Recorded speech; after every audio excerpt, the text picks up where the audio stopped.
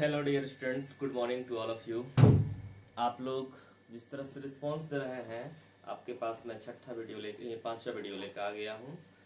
4 video से पहले मैंने आपको दिया है ऑब्जेक्टिव का, और ऑब्जेक्टिव तो दिया है लेकिन उसके साथ साथ बहुत सारा क्वेश्चन ऐसा बताया है जो सब्जेक्टिव में भी आएगा। तो उम्मीद करता हूँ आप लोग के लिए फायदेमंद साबित होगा ये वीडियो। पहला वीडियो जो था वो 36 मिनट था, दूसरा वीडियो 40 मिनट का था, तीसरा वीडियो 1 घंटा का था और चौथा वीडियो आपका 45 मिनट का था। तो इतना मटेरियल, इतना टाइम का मटेरियल मैंने आपको दे चुका है। आज उम्मीद करता हूँ 30 से 35 मिनट का रहेगा, आज का वीडियो छोटा होगा। तो आप लोग को जो 5 वीडियो हम बना के दे रहे हैं ऑब्जेक्टिव का, अगर इसको आप कर लेते हैं तो हमको लगता है 50 नंबर, 70 में 50 नंबर तो आराम से आपका बन ही जाएगा। और अगर आप लोग का रिस्पांस अच्छा रहा तो आज आपका 11 तारीख है, कल हो जाएगा 12 तारीख, परसों हो जाएगा 13 तारीख। 13 तारीख को आपका एग्जाम है। उससे पहले मैं सब्जेक्टिव भी कुछ कराने का प्रयास करूंगा, लेकिन आपका रिस्पांस पर डिपेंड करता है। अगर आप अच्छा रिस्पांस करेंगे तो सब्जेक्टिव भी कराऊंगा। और अगर आपको कुछ कमेंट करना है, लाइक करना है, सब्सक्राइब करना है तो कर दीजिए। क्या चीज का वेट कर रहे हैं आप लोग? ठीक है, स्टार्ट करते हैं आज का वीडियो हम लोग। इससे पहले मैंने 4 क्वेश्चन बता चुका है। आज ये 5वां क्वेश्चन का ऑब्जेक्टिव है। 5वां क्वेश्चन है कंपार्टमेंटल 2025 में जो कंपार्टमेंटल में जो क्वेश्चन आया था उसको आज मैं कराने वाला हूँ।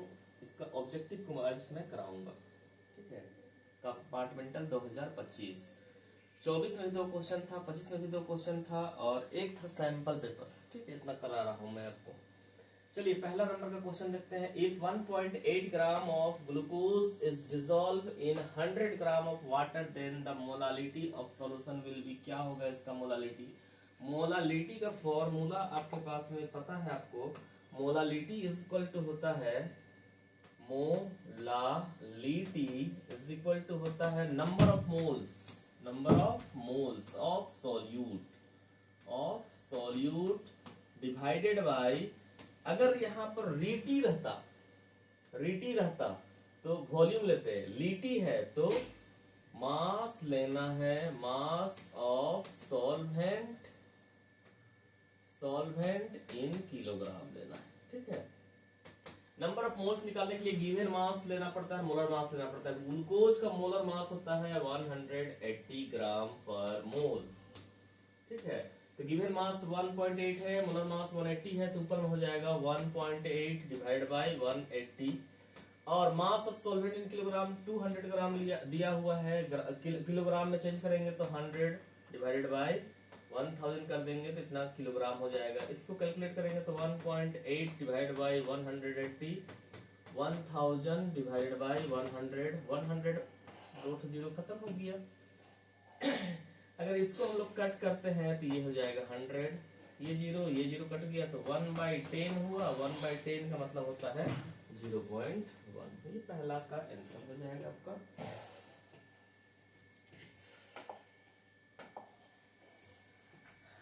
आज थोड़ा स्पीड हम लोग रहेंगे क्योंकि मैक्सिमम क्वेश्चन आप जान चुके हैं।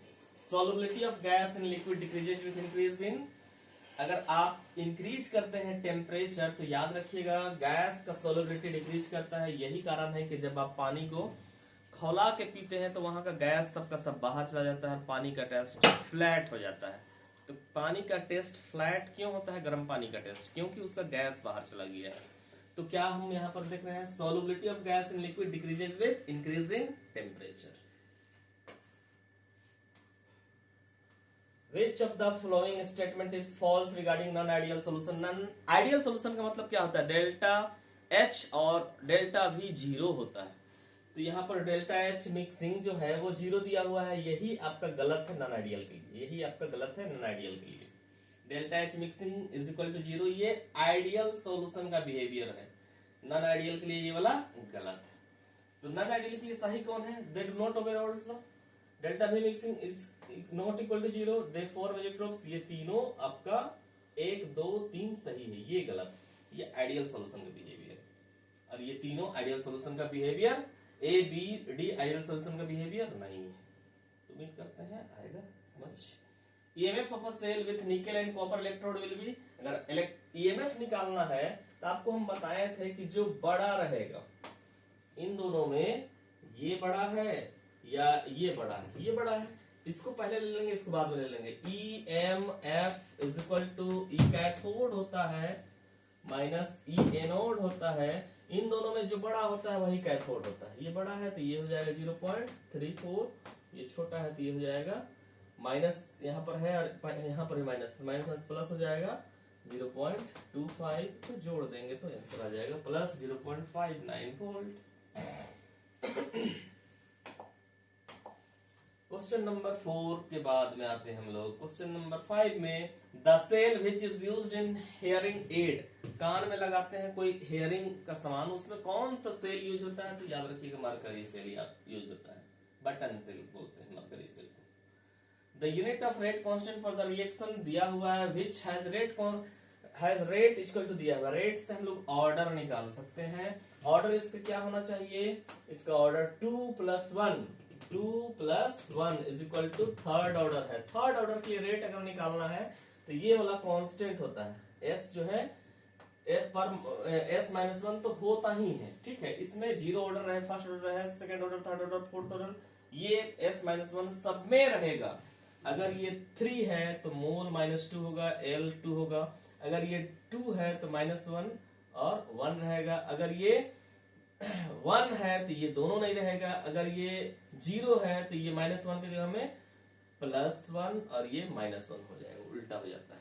तो हम चारों तरह का जो भी यूनिट होता है रेट का बोलते ऑर्डर का, हम बता चुके हैं इससे पहले के वीडियो में। इसमें ये होगा, बहुत ज्यादा इसमें डिस्कस करने की जरूरत नहीं पड़ना चाहिए।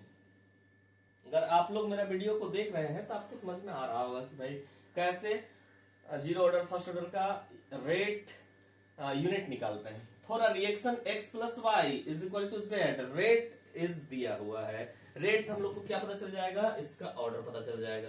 रेट से इसका ऑर्डर कितना हो जाएगा? 1। इसका ऑर्डर क्या हो जाएगा? 1। What is the molecularity and order of the reaction? Molecularity क्या होगा? 2 मॉलिक्यूल इन्वॉल्व है, x एंड y। मोलिकुलरिटी हो जाएगा 2 और ऑर्डर हो जाएगा 1, तो आंसर हो जाएगा A। 2 हो गया मोलिकुलरिटी, 1 हो गया ऑर्डर। नेक्स्ट क्वेश्चन हम लोग के पास में, Arrhenius equation can be represented graphically as follows. Arrhenius equation को ग्राफिकली रिप्रेजेंट किया गया है। अर्हेनियस इक्वेशन होता क्या है इसको देखते हैं हम लोग। K इज इक्वल टू होता है e⁻⁻ होता है। इसको लॉग ले लेते हैं दोनों साइड में। ln इक्वल टू हो जाएगा ln e⁻⁻ हो जाएगा। अब हम लोग फिर से ln कर लेते हैं और ln A और प्लस ln e⁻⁻ हो जाएगा। फिर से हम लोग इसको करते हैं ln k छूट रहा है इक्वल टू ln A, ये वाला माइनस टर्म आ जाएगा इधर तो -EA/RT हो जाएगा और ये हो जाएगा ln E आपका 1 होता है तो फाइनल मेरे पास में आ गया ln k equal to ln A -EA/RT। इसको हम लोग थोड़ा चेंज कर लेते हैं पोजीशन को और फाइनल इक्वेशन लिखते हैं लॉग के लिए। फाइनल वाला इक्वेशन लिखते हैं लॉग के लिए। देखिए ln k is equal to -EA/RT plus ln A। याद रखिएगा ये कांस्टेंट c के बराबर होता है और ये 1/t और ये वाला y और ये वाला x और ये वाला ग्राफ m। तो m equal to y equal to mx plus c जो स्ट्रेट लाइन का ग्राफ है उसके जैसा ये हो गया। ln k की जगह में y तो ln k ये वाला y एक्सिस है और 1/t ये वाला x एक्सिस है, ठीक है। अब पूछता है question the intercept and slope of the graph. Slope क्या होगा? m इक्वल टू -EA/r हो जाएगा। -EA/r कहां पर है? यहाँ पर है -EA/r। ये हो जाएगा आपका स्लोप, ठीक है। m हो जाएगा स्लोप और यहां से यहां तक का इंटरसेप्ट क्या होगा? तो ये कांस्टेंट c होता है तो ln A हो जाएगा। ln A हो जाएगा और -EA/r हो जाएगा। तो ये क्वेश्चन सी आंसर हो जाएगा इसका। अच्छा से देख लीजिएगा यहाँ पर अर्हेनियस इक्वेशन ना अभी तक जितना भी हम क्वेश्चन करवाए हैं ऑब्जेक्टिव का 5 सेट, पांचवा सेट ये चल रहा है, सब सेट में आया हुआ है अरहेनियस इक्वेशन। तो एक नंबर का यहां से आएगा आपका, तो आपको देखने की जरूरत है, अरहेनियस इक्वेशन से एक नंबर बनेगा। ठीक है, क्वेश्चन नंबर 9 हम लोग चले जाते हैं। Electronic confusion of transition element x in +3 oxidation state दिया हुआ है, what is its atomic number. कुछ नहीं करना है आप लोग को ज्यादा, आप लोग को क्या करना है, जो यहाँ पर दिया हुआ है 3 उसको लाके यहाँ पर जोड़ देना है। ठीक है, 5 और 3 कितना हो जाता है 8, 8 मतलब 28, सॉरी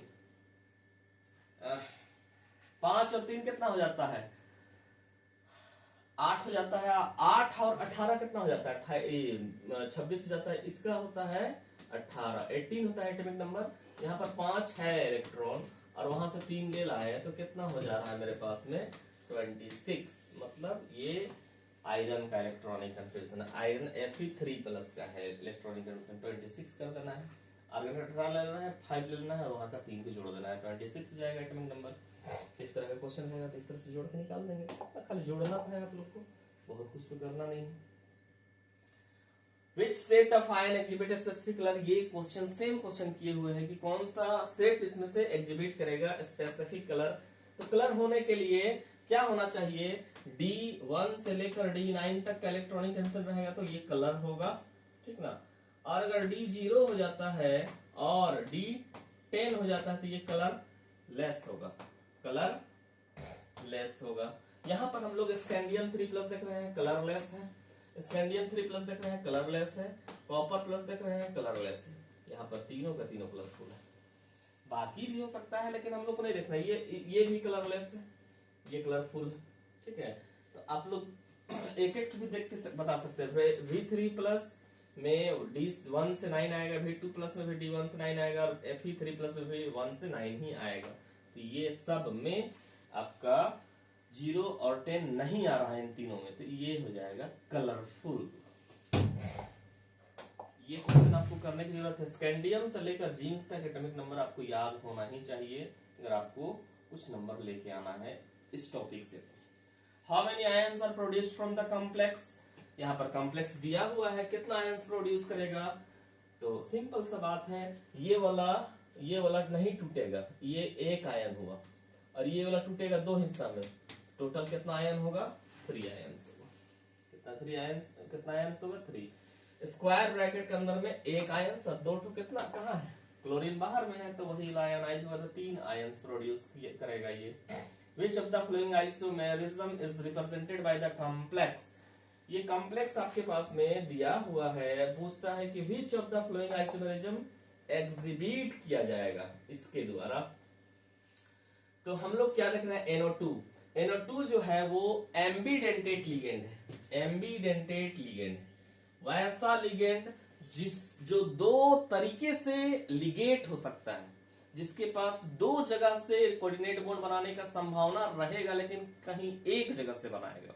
अगर दोनों जगह से बना देता डाइडेंटेट लिगेंड होता, ठीक है, दोनों जगह से बनाता एक ही बार में तो डाइडेंटेट लिगेंड होता। लेकिन इसमें कंडीशन क्या है कि कोई भी एक जगह से ये बना सकता है, तो एक जगह से बना सकता है लेकिन 2 जगह से बनाने का संभावना रहेगा, तो क्या कहलाएगा, एम्बीडेंटेट लिगेंड कहलाएगा।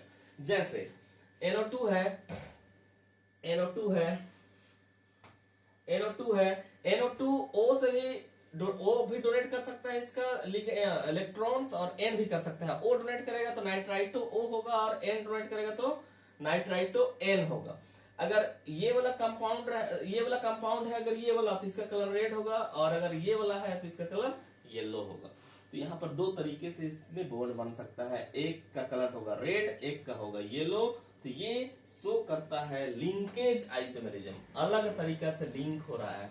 तो NO2 एम्बीडेंटेट लिगेंड है, सिमिलरली NCS- भी आपका एम्बीडेंटेट लिगेंड है। इसमें किस तरह से जुड़ेगा, एक N दे सकता है और एक S दे सकता है। N दे रहा है और S दे रहा है, N देगा तो आइसोथायोसाइनाइटो कहलाएगा, और S देगा तो थायोसाइनाइटो कहलाएगा।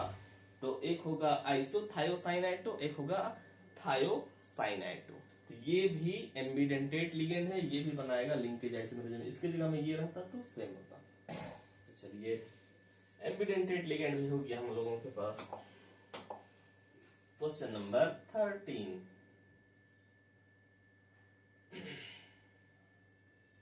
Boiling point of isomeric alkyl halide खाली जगह विथ इंक्रीज इन ब्रांचिंग करने से डिक्रीज करता है। क्या करेगा? डिक्रीज करेगा boiling point isomeric alkyl halide. Alkyl halide का मोलेकुलर फॉर्मूला सेम है, लेकिन ब्रांचिंग करेंगे तो वो क्या होता है? डिक्रीज करता है उसका बॉइलिंग पॉइंट। ये कॉमन क्वेश्चन है। Identify x from the reaction shown below. यहाँ पर एक्स की जगह में क्या होगा? SO3H बना है, SO3H बना है, मतलब H2SO4 का जरूरत हमको है। कौन सा H2SO4? कंसंट्रेटेड, क्योंकि दो जगह पर आ गया है तो कंसंट्रेटेड H2SO4 का जरूरत है। H2SO4 में दो पार्ट होता है, एक नेगेटिव होता है और एक पॉजिटिव होता है, तो उसका OH हो जाएगा और SO3H हो जाएगा। ठीक है, इस तरह से दो पार्ट मेरे पास से बन रहा है, N plus minus plus part. तो ये जो बन रहा है OH, इसका H को ले जाएगा और वाटर बना देगा, ये जुड़ जाएगा, फिर यहां से H ले जाएगा, जुड़ जाएगा। ये मेजर प्रोडक्ट होगा, ये माइनर होगा, ये मेजर होगा, ये माइनर होगा। Major product, minor product. Question number 15, what is the IUPAC name of isopropyl alcohol? Isopropyl alcohol किसको बोलता है? आइसोप्रोपाइल अल्कोहल, प्रोपाइल मतलब 3 कार्बन, 1 2 3, आइसोप्रोपाइल अल्कोहल मतलब सेकंड कार्बन में OH, इसी को बोलते हैं आइसोप्रोपाइल अल्कोहल। इसका क्या IUPAC नेम होगा? तो हो जाएगा प्रोपेन 2-ओल। दिखाई दे रहा है, 1 में 2 में अल्कोहल, प्रोपेन 2-ओल हो जाएगा। तो आइसोप्रोपाइल अल्कोहल का IUPAC नेम हो जाएगा प्रोपेन 2-ओल। टॉलिंस टेस्ट पिछले क्लास में हम लोग कराए थे हम लुकास टेस्ट करवाए थे, हिंसबर्ग रिएजेंट टेस्ट करवाए थे। आज टॉलिंस टेस्ट हम लोग कर लेते हैं, ठीक ना। टॉलिंस टेस्ट क्या करता है? टॉलिंस रिएजेंट का काम है एल्डिहाइड के साथ में रिएक्शन करना। एल्डिहाइड और कीटोन को सेपरेट करना है आपको, टॉलिंस टेस्ट करवा दीजिए। अगर वो सिल्वर मिरर बनाता है तो एल्डिहाइड है, और नहीं बनाता है तो कीटोन, ठीक ना। टॉलिंस टेस्ट करेंगे, टॉलिंस रिएजेंट डाल देंगे हम लोग एल्डिहाइड में और कीटोन में। अगर एल्डिहाइड होगा तो रिएक्शन करेगा, सिल्वर मिरर बनाएगा, कीटोन होगा तो रिएक्शन नहीं करेगा, ठीक है। टॉलिंस टेस्ट इज परफॉर्म्ड फॉर खाली जगह ग्रुप, एल्डिहाइड ग्रुप के लिए परफॉर्म किया जाता है। आंसर तो हो गया, लेकिन इसमें हम कुछ एक्स्ट्रा बताएंगे। टॉलिंस रिएजेंट किसको बोलते हैं? अमोनिकल सिल्वर नाइट्रेट सॉल्यूशन बोलते हैं। अमोनिकल सिल्वर नाइट्रेट जो यहाँ पर दिया हुआ है उसी को हम लोग बोलते हैं Tollens reagent. Ammoniacal silver nitrate यहां से लेके यहां तक को हम लोग बोलते हैं Tollens reagent. Ammoniacal silver nitrate आप अगर यहां से यहां तक लिख देते हैं, ammoniacal silver nitrate solution Tollens reagent बोलते हैं। पूछेगा व्हाट इज टॉलिंस रिएजेंट, ये भी लिख दीजिएगा तो चलेगा, और ये भी लिख दीजिएगा तो चलेगा। दोनों में से जो आपको आसान लगता है वो लिख देना है। एल्डिहाइड यहाँ पर है, एल्डिहाइड को कार्बोक्सिलिक एसिड आयन में ये ऑक्सीडाइज कर दिया गया है। यहाँ पर क्या किया गया है? ऑक्सीडाइज कर दिया गया है, H को हटा दिया गया है, ठीक है। तो ये ऑक्सीडाइज कर दिया गया है कार्बोक्सिलिक एसिड आयन में। और ये काम किस मीडियम में होता है? अल्कलाइन मीडियम में होता है। Ag जो बना रहा है यही सिल्वर मिरर बना रहा है। तो एल्डिहाइड के साथ में ये रिएक्शन होगा, एल्डिहाइड के साथ में होगा, कीटोन के साथ में नहीं होगा। अब जब आप एल्डिहाइड पता कर लें कि एल्डिहाइड ग्रुप है, दो तरह का एल्डिहाइड होगा, एक होगा सिंपल एल्डिहाइड, एक होगा मिक्स्ड एल्डिहाइड। सबसे पहले आपको क्वेश्चन रहे कि एल्डिहाइड है या कीटोन है। तो एल्डिहाइड है या कीटोन है उसका जानकारी कहां से पता चलेगा? टॉलिंस रिएजेंट टेस्ट। टॉलिंस रिएजेंट टेस्ट किए, आपका पता चल गया कि एल्डिहाइड है। अब एल्डिहाइड में सिंपल एल्डिहाइड है कि एरोमेटिक एल्डिहाइड है, इसका पता करने के लिए आपको दूसरा टेस्ट करना पड़ेगा, ठीक है। इसका जानकारी के लिए आपको सेकेंड नंबर का टेस्ट करना है, सेकेंड नंबर का टेस्ट करना है इसके लिए।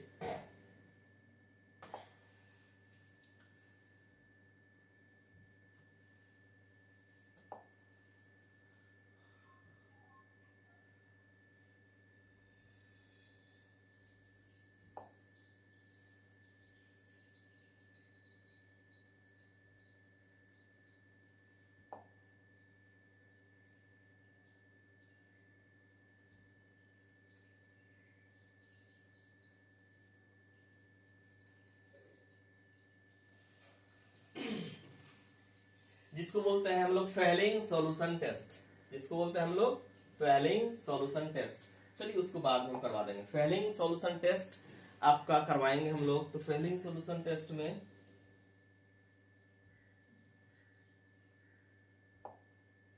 फेलिंग सॉल्यूशन में दो सॉल्यूशन होता है, एक फेलिंग सॉल्यूशन 1 होता है और एक फेलिंग सॉल्यूशन 2 होता है। फेलिंग सॉल्यूशन 1 जो है वो एक्वस कॉपर सल्फेट है, फेलिंग सॉल्यूशन 1 जो है वो एक्वस कॉपर सल्फेट है, और Fehling solution 2 alkaline sodium potassium tartrate है, ठीक ना। दोनों को मिला देंगे, अगर ये सिंपल एल्डिहाइड होगा तो रिएक्शन करेगा, और अगर ये आपका एरोमेटिक एल्डिहाइड होगा तो रिएक्शन नहीं करेगा। फेलिंग सॉल्यूशन टेस्ट करवाएंगे, अगर वो देगा तो एल्डिहाइड है सिंपल वाला, और नहीं देगा तो याद रखेंगे वो एरोमेटिक एल्डिहाइड है। तो याद रखना है, फेलिंग सॉल्यूशन टेस्ट से हम लोग पता कर सकते हैं कि एल्डिहाइड आपका सिंपल वाला है या आपका एरोमेटिक वाला है, ठीक ना। फेलिंग सॉल्यूशन टेस्ट से करा सकते हैं इसको हम लोग। तो फेलिंग सॉल्यूशन टेस्ट हो जाएगा। नेक्स्ट क्वेश्चन है हम लोग के पास में, identify the product of the flowing reaction. कौन सा प्रोडक्ट बनाएगा? HNO3 है तो NO2 जुड़ेगा। कहां जुड़ेगा? 2 में जुड़ सकता है, 5 में 4 में जुड़ सकता है और 6 में जुड़ सकता है, लेकिन H2SO4 है इसलिए 2, 4 और 6 सभी जगह पर जुड़ेगा। 2 में भी जुड़ेगा, 4 में जुड़ेगा, 6 में जुड़ेगा, ट्राई नाइट्रोफिनोल होगा। H2SO4 नहीं रहता तो कहीं एक जगह जुड़ता, कहां जुड़ता? पारा में जुड़ता।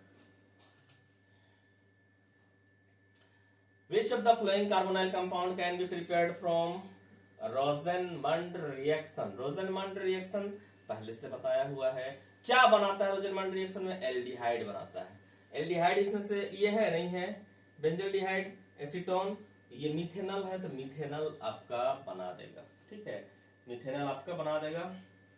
और which of the following carbonyl compound can be prepared from Rosenmund reduction? Benzaldehyde हम लोग के लिए ज्यादा सुटेबल आंसर होगा, बेंजल्डिहाइड, ठीक ना, बेंजल्डिहाइड होगा। ये जो है ये वाला होगा।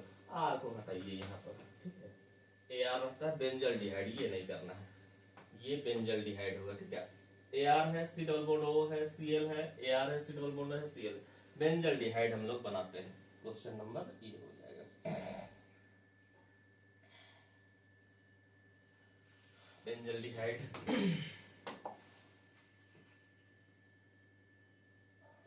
19 नंबर, अगर हम लोग इस चीज का ऑक्सीडेशन करते हैं तो क्या होगा? H हटेगा, ठीक है, और डबल बॉन्ड O हो जाएगा और कुछ नहीं होगा, ठीक ना।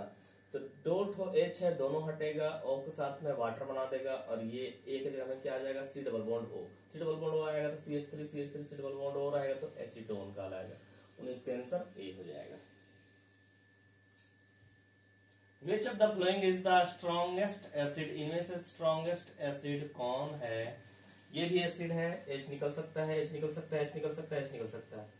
इन दोनों में क्या फर्क है? यहाँ पर क्लोरीन है, जो H निकल रहा है तो यहाँ पर 2 इलेक्ट्रॉन बच रहा है मेरे पास में। जब H निकल रहा है H+, ठीक है, तो यहाँ पर 2 इलेक्ट्रॉन बच रहा है। इस 2 इलेक्ट्रॉन को अंदर की ओर डालेगा। क्लोरीन क्या करता है ना कि तो चाहता है क्लोरीन निकलना, ठीक है, और क्लोरीन निकलेगा तो 2 इलेक्ट्रॉन लेके निकलना चाहता है क्लोरीन, Cl- ग्रुप में होना चाहता है। तो इसको क्लोरीन ये इलेक्ट्रॉन को लेके निकल रहा है, तो उसका भरपाई यहाँ पर जो डोनेट करके जा रहा है H+, उसका भरपाई ये क्लोरीन कर रहा है।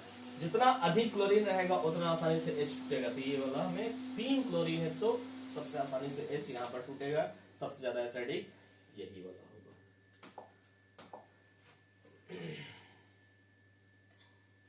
Hofmann bromide degradation reaction is used for preparation of amines. Amine बनाने के लिए होफमैन ब्रोमाइड डिग्रेडेशन का यूज किया जाता है। होफमैन ब्रोमाइड डिग्रेडेशन रिएक्शन में क्या होता है? R C double bond O NH2 amide रहता है, ठीक है, ब्रोमीन और NaOH के साथ रिएक्शन करता है, RNH2 बना देता है, सोडियम कार्बोनेट बनाता है, NaOBr बनाता है और वाटर बनाता है।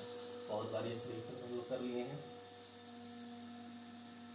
22 में N2Cl- है, CuCl है, तो ये क्या करेगा? इसको हटा के आपका Cl आ जाएगा इसके जगह पे। CuCl है तो इसको हटा देगा। और इस रिएक्शन को क्या बोलते हैं हम लोग? सैंडमेयर्स रिएक्शन है। कई बार कर चुके हैं हम लोग सैंडमेयर्स रिएक्शन, ठीक ना। बेंजीन डाइजीनियम क्लोराइड का रिएक्शन कॉपर क्लोराइड और HCl से करवाते हैं तो क्लोरोबेंजीन बनता है या ब्रोमोबेंजीन बनेगा, उसी को बोलते हैं Sandmeyer's reaction. 2 monosaccharide unit are joined through glycosidic bond to form disaccharide. Glycosidic bond के द्वारा 2 मोनोसैकेराइड या मोनोसैकेराइड यूनिट्स जुड़ा हुआ रहता है। जैसे शुगर को हम लोग शुगर में आपके पास में दो चीज होता है, एक होता है ग्लूकोज, एक होता है फ्रुक्टोज। ठीक है, ये दोनों आपस में किस रूप में जुड़ा हुआ रहता है, तो एक बॉन्ड रहता है जिसको बोलते हैं ग्लाइकोसाइडिक बॉन्ड, उस बॉन्ड के द्वारा जुड़ा हुआ रहता है। ठीक ना, तो monosaccharide weights join through saccharide क्या बोलते हैं glycosidic linkage. Vitamin B2 is also known as, common name है, क्या है विटामिन B का कॉमन नेम? कॉमन नेम हो जाएगा तुम्हारा रिबोफ्लेविन। याद करना है, मेमोरी आपको टेस्ट करना है, आपका मेमोरी को। रिबोफ्लेविन को बोलते हैं B2। और B6 का एक कॉमन नेम है पायरिडॉक्सिन, इसको भी याद रख लेना है। सी, विटामिन C का नाम है एस्कॉर्बिक एसिड। ये तीन तो कॉमन नेम है, बाकी कॉमन नेम नहीं। आपके पास विटामिन कौन कौन सा होता है? ए होता है, बी होता है, सी होता है, डी होता है, ई होता है, के होता है। इतना तरह का विटामिन होता है। विटामिन एक होता है जो हम लोग का फैट में घुलता है, और एक होता है जो पानी में घुलता है। ठीक ना, तो ए, डी, ई और के, ये चार विटामिन ऐसा है जो फैट में सोलुबल होता है, जिसको सप्लाई करने की जरूरत नहीं पड़ता है। ठीक है, वो हम लोग के पास में स्टोर होने लगता है, बॉडी के अंदर में स्टोर होता है, ए, डी, ई और के। इसके साथ में एक B12 नाम का विटामिन है जो भी स्टोर हो जाता है हम लोग के पास में। अब कौन सा विटामिन बचा? बी और सी बचा। ये दोनों आपका वाटर सोलुबल विटामिन है। वाटर सोलुबल में B1, B2, B6 है, B12 नहीं है। ठीक है, और विटामिन सी, इनको डेली का डेली हमको सप्लाई करना पड़ेगा। जो वाटर सोलुबल विटामिन है आपका डेली का डेली निकलता है वाटर, तो उसी के साथ में वो विटामिन निकलना चालू हो जाता है, इसलिए इसको सप्लाई करना पड़ता है डेली का डेली। बाकी को डेली की जरूरत नहीं हम लोगों को, लेकिन जो वाटर सोलुबल विटामिन है उसका डेली की जरूरत पड़ता है हम लोग को। ये विटामिन हो गया दो तरह का। 25 है, which of the following bases is not present in DNA? Base कौन कौन सा होता है? 5 तरह का बेस होता है, एडेनिन, गुआनिन, साइटोसिन। ये 3 बेस है कॉमन, ये डीएनए में भी होता है और आरएनए में भी होता है। ठीक ना, एडेनिन, गुआनिन और साइटोसिन, ये 3 बेस ऐसा है जो डीएनए में भी होता है और आरएनए में भी होता है। क्लियर है? अब आते हैं थायमिन और यूरासिल में। अगर डीएनए की बात करेंगे तो यूरासिल नहीं होता है। ठीक है, डीएनए के पास 4 होगा, एडेनिन, गुआनिन, साइटोसिन और थायमिन होगा। ठीक है, यूरासिल नहीं होता है डीएनए के पास में। और आरएनए के पास में थायमिन नहीं होता है। कौन कौन होता है? एडेनिन होता है, गुआनिन होता है, साइटोसिन होता है, यूरासिल होता है। थायमिन आरएनए के पास नहीं होता है। तो आरएनए के पास कौन नहीं होता है? थायमिन। डीएनए के पास कौन नहीं होता है? तो यूरासिल। ये दोनों क्वेश्चन जो है आता है। 25 complete. 26 number, give one example of solid solution in which solute is solid. solute is solid. Simple सा बात है, ब्रास है, ब्रॉन्ज है, या कॉपर डिजोल्विंग गोल्ड है, जो गोल्ड आप लोग पहनते हैं, तो ये लोग क्या है? सॉलिड सॉल्यूशन है, जिसमें solute solid. Right the differential rate of reaction expression. N2 है, H2 है, NH3 है, इसके लिए डिफरेंशियल रेट इक्वेशन लिखना है तो N2 लिखेंगे, लेकिन रिएक्टेंट है तो माइनस डालेंगे, minus delta N2 by delta T। यहाँ पर D भी कर सकते हैं, यहाँ पर D भी कर सकते हैं, कोई दिक्कत नहीं है। फिर इसके लिए लिखेंगे तो 1/3, लेकिन minus delta H2 by delta T। D भी करेंगे तो कोई दिक्कत नहीं है। इसके लिए लिखेंगे तो प्लस लिखेंगे, plus 1/2 delta NH3 delta T।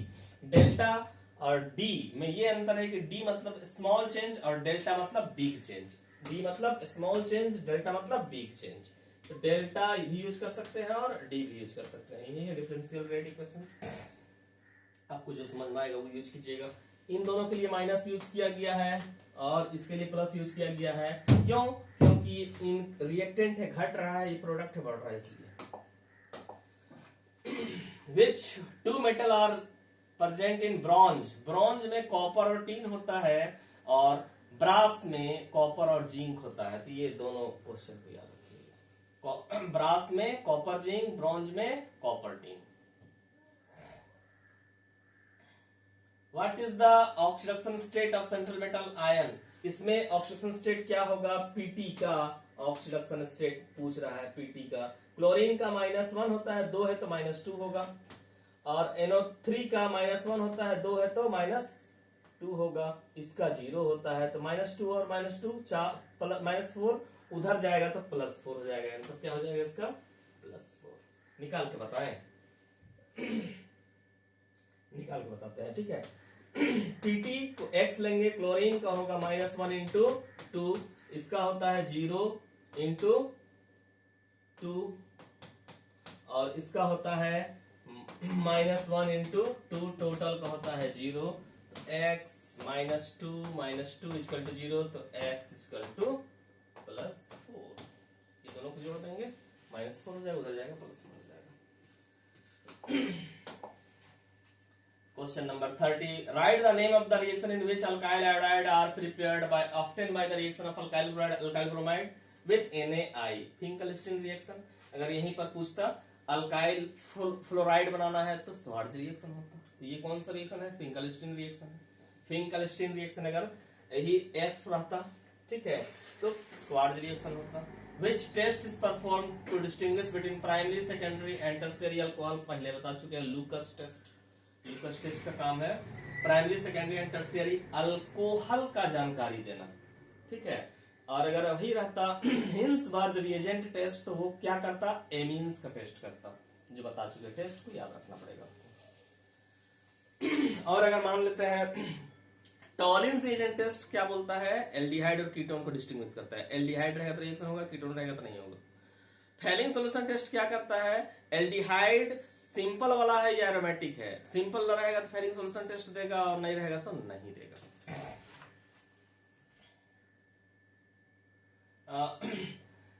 लूकस test में क्या होता है? Tertiary alcohol produce turbidity immediately और सेकेंडरी अल्कोहल 5 से 10 मिनट लगेगा और प्राइमरी अल्कोहल नहीं देगा रूम टेम्परेचर में turbidity.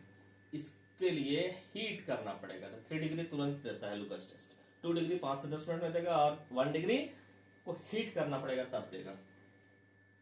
In Clemmensen reduction carbonyl compound are reacted with. Carbonyl compound किसके साथ में रिएक्ट करता है? ये कार्बोनाइल कंपाउंड है सी डबल बॉन्ड, वो किसके साथ में करता है? जिंक मरकरी के साथ में करता है। क्या बनाता है? CO को कन्वर्ट कर देता है CH2 में, ठीक है। जिंक अमालगम के साथ, जिंक मरकरी के साथ रिएक्शन करता है। तो ये क्लेमेंसन रिडक्शन यहाँ पर हम बना दिए, बहुत आसान है। नेम रिएक्शन है तो आपके लिए इंपॉर्टेंट है, याद रखने की जरूरत है। State the 3-letter symbol for amino acid alanine, ALA कर लेंगे, ALA 3 लेटर हो गए। Which hormone control blood glucose level? Insulin and glycogen. Insulin and glycogen का काम है ग्लूकोज, ब्लड ग्लूकोज लेवल को कंट्रोल करने का। मेमोराइज करना है इसको। नेक्स्ट है द रेजिस्टेंस ऑफ एक्टिविटी, ठीक ना, इलेक्ट्रोकेमिस्ट्री से है। उसके बाद है calculate the magnetic moment of the flowing ions, ठीक है। ये आयंस है, इसमें नंबर ऑफ अनपेयर्ड इलेक्ट्रॉन्स खोज लीजिए। यहाँ n की जगह पुट कर दीजिए, आंसर आ जाएगा। बोर मैग्नेटोन में निकाला हुआ है, आंसर निकालिएगा आप लोग। अनपेयर्ड इलेक्ट्रॉन खोजिएगा कितना कितना है, किसमें निकाल लीजिएगा। IUPAC नेम तीनों का हम हल्का सा IUPAC नेम लिखा हुआ है, फॉर्मूला बनाना है, थोड़ा सा हम हेल्प कर दिए, आप लोग कीजिएगा बाकी। प्रिडिक्ट द प्रोडक्ट थोड़ा हेल्प किया हुआ है, बाकी प्रोडक्ट आपको प्रिडिक्ट करना है। होफमैन ब्रोमाइड रिएक्शन, इसको तो पहले से ही बताया है। एमाइड किसमें कन्वर्ट होता है? एमीन में। और ये वाला रिएक्शन जो है सैंडमेयर्स रिएक्शन है, अभी तुरंत बताए थे। यहाँ पर क्लोरीन के जगह हमें CN है, तो CN है तो CN आ जाएगा इसकी जगह में। देख लीजिए, हम लोग के पास में इससे पहले क्लोरीन था, सैंडमेयर रिएक्शन है। How will you bring about the flowing conversion? इसको प्रयास कीजिएगा कन्वर्ट करने का। Right the IUPAC name of the flowing. IUPAC name एक का लिखा, दूसरा का हो जाएगा डाइफिनाइल कीटोन, तीसरा का हो जाएगा metabromo aniline, metabromo aniline. What are the different types of RNA found in the cell? छोटा सा क्वेश्चन है, कीजिएगा आप लोग। अब आते हैं लॉन्ग आंसर क्वेश्चन में। Calculate mention in 2 colligative properties, 4 होता है, 2 को मेंशन करना है। Calculate the amount of benzoic acid required for preparation 250 of 0.15 m solution methanol. बना के देखिएगा, मोलारिटी का क्वेश्चन है, बन जाना चाहिए। State Kohlrausch law, solution of NI, ये बहुत आसान क्वेश्चन है, ठीक ना। थोड़ा सा हेल्प कर दिए। Q equal to IT, Q निकाल दिए, W निकालना है आप लोग को, ठीक है। On the basis of valence bond theory, ये बहुत रिपीट हो रहा है क्वेश्चन जी। वैलेंस बॉन्ड थ्योरी को आपको करना है, क्रिस्टल फील्ड थ्योरी करना है, ठीक है। क्रिस्टल फील्ड थ्योरी में ऑक्टाहेड्रल स्प्लिटिंग और टेट्राहेड्रल स्प्लिटिंग को कर लेना है आप लोग को, ठीक ना। तो ये वाला या वो वाला आने का संभावना है। Draw the structure of the following compound, तो थोड़ा ड्रॉ कर दिए हैं स्ट्रक्चर, बाकी आप लोग करना है। ऑर्था में क्रिसोल, क्रिसोल का मतलब होता है OH और CH3, ऑर्था मतलब 1-2 पोजीशन में, ठीक है। पारा मतलब 1-4 पोजीशन, मेटा मतलब 1-3 पोजीशन, ठीक ना।